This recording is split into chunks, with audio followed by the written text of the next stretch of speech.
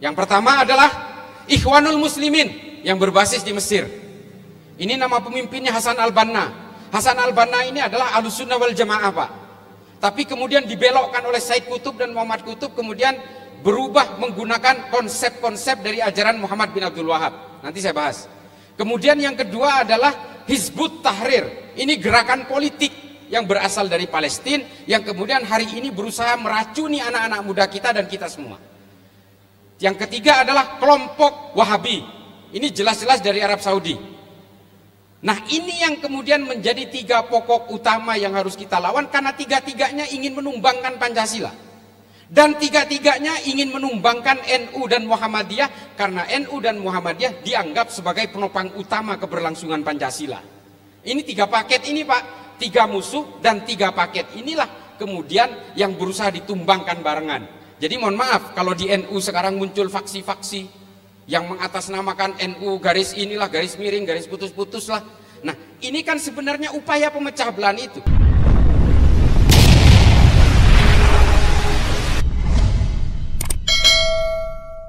Orang takut terhadap Islam. Orang merasa ngeri melihat Islam. Orang melihat Tuhan seperti melihat hantu dan menakutkan. Itulah mengapa kemudian orang yang tidak percaya Tuhan, orang selok percaya jadi pangeran, paling tinggi di negara muslim itu di Saudi, Pak. Silahkan googling, ada di smartphone. Kenapa orang Saudi ini kemudian tingkat ateismenya paling tinggi? Karena agama digambarkan sebagai agama yang paling menakutkan. Dan kalau kita mau sadar, Saudi ini menggunakan undang-undang buatan Muhammad bin Abdul Wahab untuk dijadikan sebagai undang-undang negara. Hari ini Saudi sadar dengan semua kesalahan itu. Sampai, Pak, nih, hari kemerdekaan Saudi pun dirubah hari ini. Coba bayangkan, 17 Agustusnya dirubah. 17 Agustusnya dirubah oleh Saudi, yang disebut dengan Yaumit Taksis itu dirubah menjadi 22 Februari. Mengapa Saudi mengubah kemerdekaannya ini? Karena mereka ingin memutus dengan ajaran-ajaran Wahabi itu. Sampai kemudian dia rela memindahkan hari kemerdekaannya tanggal 22 Februari, yang sebelumnya Juni tanggal 18. Nah, ini kan kesadaran-kesadaran baru yang kemudian seharusnya orang-orang yang menjalankan ajaran Wahabi di sini seharusnya ikut sadar. Enggak juga, makin jadi mereka. Malah makin menjadi menggelepar gak karuan. Nah, ini kemudian yang harus kita pahami, bahwa apakah kemudian undang-undang yang dibuat di Indonesia ini sebenarnya para ulama dulu, para ulama Muhammadiyah dan para ulama NU ini ngarang-ngarang sendiri? Enggak, Pak, enggak. Dari Muhammadiyah dulu ada Kiai Haji Mas Mansur. Ini tergabung dalam BPUPKI. Persiapan untuk merumuskan pasca kemerdekaan itu, kira-kira undang-undang kita ini pakai apa? Ada dulu ada namanya Abdul Kahar Muzakir, ada Sukiman Suryo Sanjoyo. Ini orang-orang tokoh para ulama dari Muhammadiyah. Dari NU ada Kiai Wahab Hasbullah, ada Kiai Wahid Hasim, ada Soekarno juga yang mewakili Muhammadiyah. Nah, di situ kemudian merumuskan bahwa Indonesia ini tidak boleh menggunakan undang-undang agama sesuai keyakinan agama masing-masing, nggak bisa. Oh, undang-undang Hindu kita terapkan di Indonesia, lah orang Islam apa mau terima? Undang-undang Islam harus kita terapkan, apa orang Hindu, orang Kristen mau terima? Undang-undang yang dilaksanakan di Indonesia ini undang-undang Muhammadiyah, apa orang NU mau terima? Kalau dulu kita menerapkan syariah dulu, apakah orang-orang kita hari ini bisa aman damai seperti ini? Syariahnya versi siapa yang mau dipakai? Coba. Syariahnya versi Muhammadiyah misalnya, barang siapa yang melakukan tahlilan tangkap sama polisi. Orang NU mau nggak? Nggak mau. Syariah, pemahaman syariah versi NU diterapkan, barang siapa yang tidak melakukan maulidan penjarakan. Orang Muhammadiyah mau nggak? Nggak mau. Maka dari itulah kemudian diputuskan undang-undang yang bisa menaungi semua keyakinan dan kepercayaan ini dibuat dalam konteks falsafah dasar negara, yang kemudian diputuskan oleh para ulama, para tokoh agama dan tokoh-tokoh nasionalis itu, yang disebut dengan Pancasila. Urusan beragamanya di mana? Urusan beragamanya diserahkan kepada masing-masing orang atau komunitas pemeluknya. Jadi Bapak Ibu sekalian, Kalau kita sholat, ya kita ngikutin syariah kita dalam beragama. Wudhu dulu, rukun-rukun sholatnya sesuai dengan keyakinannya. Setelah selesai sampean kan keluar rumah, naik sepeda motor, ketemu lampu merah, ya sampean harus berhenti. Pancasilanya di situ. Kalau nggak berhenti di lampu merah, tabrakan di perempatan. Nah, hukum negara posisinya ada di situ, hukum syariahnya ketika kita melaksanakan ubudiyah dan amaliyah beragamanya. Pancasila tegas di situ, makanya ketuhanan yang Maha Esa. Nah, itu fungsi Pancasila. Tapi dari mana sih para ulama ini kok tiba-tiba ujuk-ujuk ngeluarin Pancasila ini, ngarang sendiri ini? Enggak. Ini runutannya panjang, Pak, ke masa zamannya Kanjeng Nabi. Ketika Nabi Muhammad hijrah ke Yasrib, apa yang dilakukan pertama kali oleh Kanjeng Nabi, oleh Nabi Muhammad? Mendamaikan orang-orang yang berbeda di Yasrib. Itu langkah pertama. Didamaikan dulu mereka. Ada dua suku yang sudah bermusuhan ratusan tahun di Madinah itu. Mulai dari sejak di Yaman, mereka sudah bermusuhan. Kemudian pindah ke Yasrib, tetap musuhan. Dua suku ini namanya suku Aus dan suku Hazraj. Ini kemudian didamaikan oleh Kanjeng Nabi. Ini nggak bisa didiamkan ini. Lalu kemudian didamaikanlah mereka. Yang kedua adalah orang Yahudi dan orang Kristen didamaikan oleh Kanjeng Nabi. Ini kitab sejarah nulis semua. Yang paling sering berantem itu bukan orang Islam dengan orang Yahudi atau orang Islam dengan orang Kristen, Pak. Yang paling sering berantem itu di Yasrib itu adalah orang Kristen dan orang Yahudi. Mereka berebut untuk menjadi pemungut pajak dari kerajaan Persia. Karena sebelum Rasulullah hijrah ke Madinah itu, Yasrib masih dalam kekuasaan kerajaan Sasanian dari Persia. Mereka ini selalu berantem karena gini, barang siapa yang bisa memungut pajak, dia akan menjadi orang yang kaya, kelompok yang kaya. Makanya orang Kristen sama orang Yahudi ini selalu berperang untuk menjadi pemungut pajak itu. Tapi kemudian didamaikan oleh Nabi dengan solusi yang sangat sederhana. Udah nggak usah berperang, nggak ada lagi pungutan-pungutan pajak. Orang Islam dikenakan zakat, orang non Islam dikenakan jizyah, selesai. Dengan entitasnya masing-masing. Lalu kemudian apa yang didamaikan oleh Nabi? Pribumi dan pendatang. Yang kemudian kita kenal dengan kaum muhajirin dan kaum ansor. Ini adalah upaya Nabi untuk mendamaikan pendatang dan juga pribumi di situ. Nah, lalu untuk mengikatnya ini menggunakan apa Kanjeng Nabi ini? Ini kan tetap berbeda-beda tapi sudah berdamai ini. Lalu kemudian Nabi merumuskan sebuah traktat perjanjian untuk mengikat hak dan kewajiban semua orang yang berbeda ini dengan satu konsep namanya Piagam Madinah. Nah, Piagam Madinah ini isinya apa sebenarnya? Macam-macam. Ada puluhan pasal.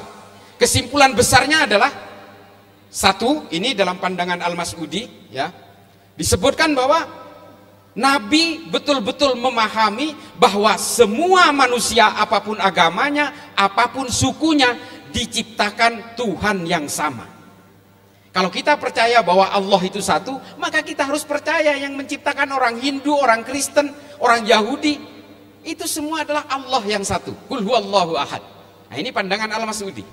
Kemudian yang kedua adalah semua manusia apapun agamanya dan apapun sukunya memiliki harga diri yang sama. Ini Nabi. Kemudian yang ketiga adalah apapun agamanya, apapun sukunya, semua manusia harus dihargai harkat dan martabatnya. Lalu kemudian semua itu diatur secara detail di dalam Piagam Madinah yang kemudian disepakati oleh semua orang apapun agamanya, apapun sukunya di dalam Madinah itu kemudian bersepakat dalam Piagam Madinah. Makanya saya sering membawakan cerita kalau sampean lihat di YouTube, salah satu korban perang Uhud itu adalah orang Yahudi, namanya Mukhairik. Nah, ini yang juga kemudian menjadi bantahan saya terhadap kelompok-kelompok HTI ataupun kelompok-kelompok Wahabi yang mengatakan bahwa perang-perang di zaman Nabi itu adalah perang agama. Saya katakan bukan. Karena buktinya apa? Mukhairik yang bukan orang Islam juga oleh Nabi diwajibkan untuk ikut berperang. Kalau ini perang agama, Nabi tidak akan melibatkan orang dengan keimanan lain selain orang Islam. Tapi Nabi mewajibkan perang kepada orang Kristen, orang Yahudi atau orang-orang Majusi itu mewajibkan siapapun yang tinggal di Madinah wajib ikut berperang, karena perang-perang ini adalah dalam rangka membela tanah air. Ini ditulis tuntas oleh Abu Bakar Ahmad Ad-Dinawari dalam Al-Mujalasah wa Jahirul Ilmi. Artinya konsep membela negara, membela tanah air ini adalah anjuran Kanjeng Nabi. Makanya Mukhairik itu wafat gugur ketika perang Uhud. Orang Yahudi, bukan orang Islam. Ada yang mengatakan, oh dia sebelum berperang sudah masuk Islam. Tidak ada kitab sejarah yang mengatakan itu. Ada kitab sejarah abad 16 yang berusaha menganulir itu. Setelah permusuhan antara orang Islam dengan orang Israel sudah terjadi, memperebutkan Baitul Maqdis. Sejarah-sejarah awal mengatakan Mukhairik belum masuk Islam. Buktinya apa? Perang Uhud itu terjadi di hari Sabtu, Pak. Bapak Ibu sekalian. Hari Sabtu itu bagi orang Yahudi itu tidak boleh keluar rumah. Lalu kemudian karena perang Uhud ini terjadi hari Sabtu, yang disebut dengan hari Sabat ini, Mukhairik ketika mau keluar dilarang oleh istrinya. Mau kemana kamu Mukhairik? Ini kan hari Sabat, kamu nggak boleh keluar rumah. Lalu kemudian Mukhairik memaksa keluar. Saya harus keluar, karena saya harus menghargai Muhammad. Di bawah kepemimpinan Muhammadlah kita bisa hidup tentram di Madinah ini. Ini kata Mukhairik. Lalu kemudian Mukhairik, saya harus keluar. Saya harus tetap taat terhadap perjanjian itu, terhadap piagam Madinah. Ambilkan saya secari kertas. Lalu kemudian Mukhairik membuat surat wasiat, kalau saya mati dalam perang Uhud, ada 3 kebun, 3 bidang tanah yang akan saya hibahkan kepada Nabi Muhammad untuk dijadikan sebagai bahan perjuangan mempertahankan Madinah. Ini surat wasiat itu, 3 kebun korma itu. Berangkat Mukhairik. Sampai Uhud gugur dia. Sahabat bingung, Pak. Ya Rasulullah, ini mau dimakamkan seperti apa orang ini? Dia seorang syuhada, tapi dia bukan orang Islam. Bingung para sahabat. Lalu keluarlah anjuran Nabi, makamkan dia sesuai dengan keyakinan keluarganya. Urusan dia akan masuk surga atau masuk neraka, biarlah Allah yang akan memutuskan. Ini dawuhnya Kanjeng Nabi. Lalu kemudian direkam oleh Imam Bukhari dalam kitab hadisnya. Yang direkam adalah Mukhairik adalah sebaik-baiknya orang Yahudi. Itu yang direkam, Pak. Yang kemudian yang kita kenal hadis sahihnya itu. Tapi ada kisah di balik itu. Nah, ini adalah bukti bahwa Nabi menentramkan Madinah menggunakan kesepakatan-kesepakatan yang disetujui secara kolektif. Apapun agamanya, apapun sukunya, dia harus tunduk terhadap kesepakatan bersama ini.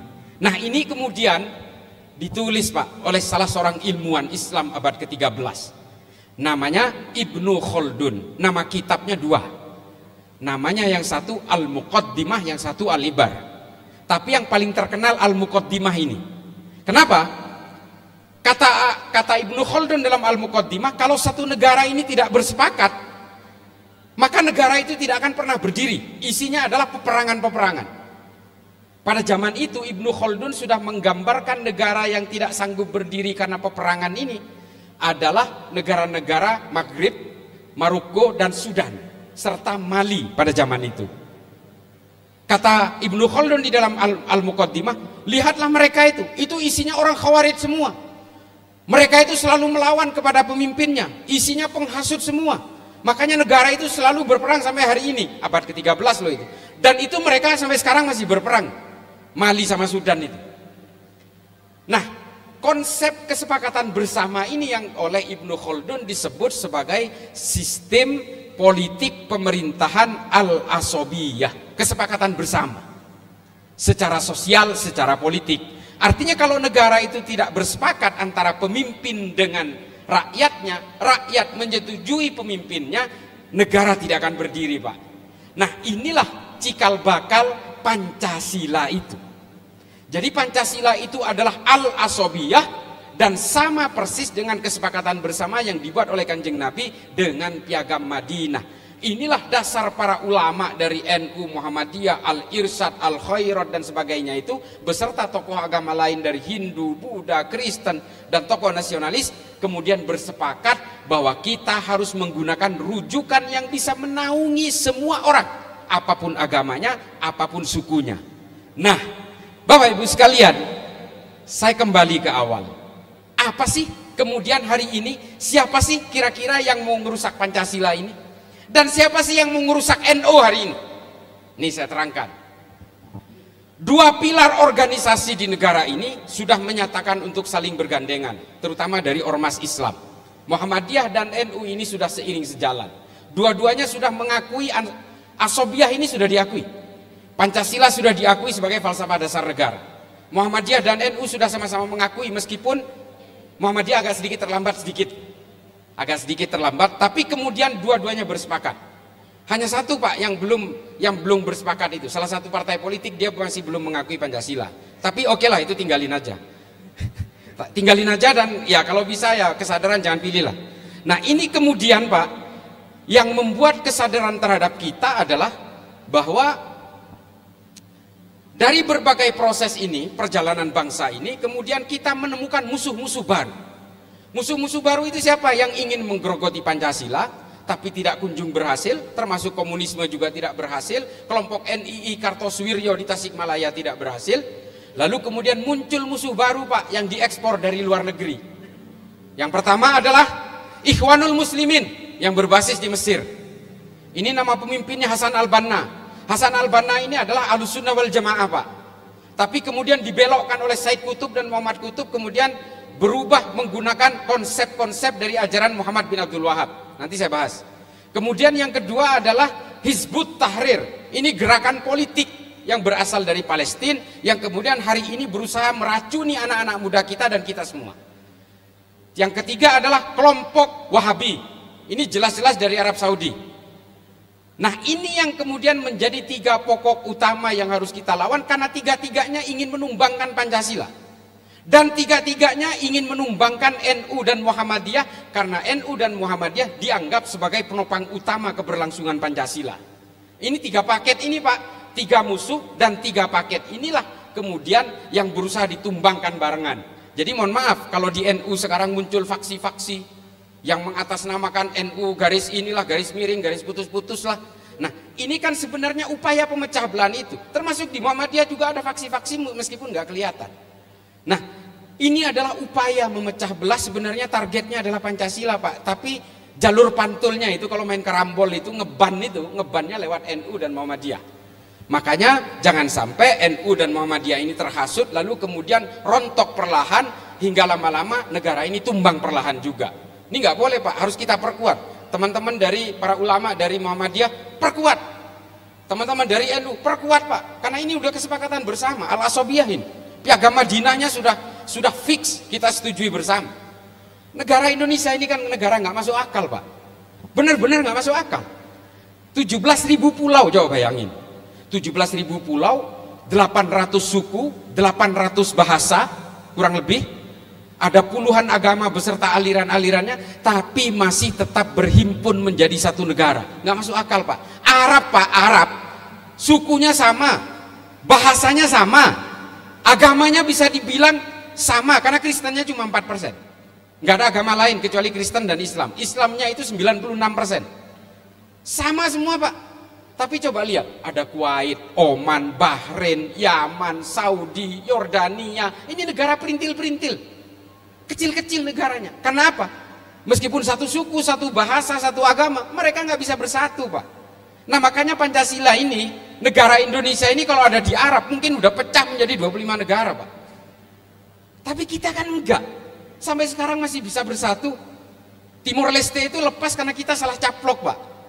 Karena itu sebenarnya jalan Portugis, kita memaksakan untuk mendapatkan Timor Leste, tapi sebenarnya tidak didukung oleh perjanjian masa lalu. Makanya akhirnya ya lepas aja. Tapi kalau KKB Papua ya harus bertahan Kak, karena itu adalah warisan dari kolonial Belanda yang seharusnya memang masuk ke wilayah Indonesia. Cuma hari ini kan bajingan semua yang ada di sana itu, nggak paham sejarah. Nah ini kemudian yang harus kita pahami adalah bahwa kemudian kelompok-kelompok yang tiga ini berusaha menggembosi kita semua Pak, memecah belah kita. NU juga jangan tenang-tenang Pak, di dalam itu ngobok-ngobok Pak. Kelompok Ikhwanul Muslimin ini yang paling bahaya. Ikhwanul Muslimin ini ubudiahnya sama, mereka maulidan juga, tahlilan juga, ziarah kubur juga. Kalau ada yang meninggal dibacain talqin juga.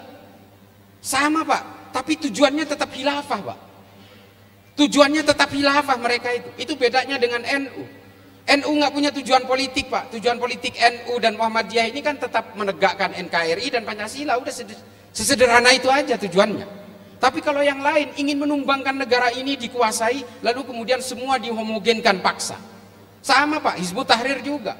Padahal kalau mau debat soal khilafah, saya layani 7 hari 7 malam nggak pakai makan, ayo. Kita mau bongkar secara historis.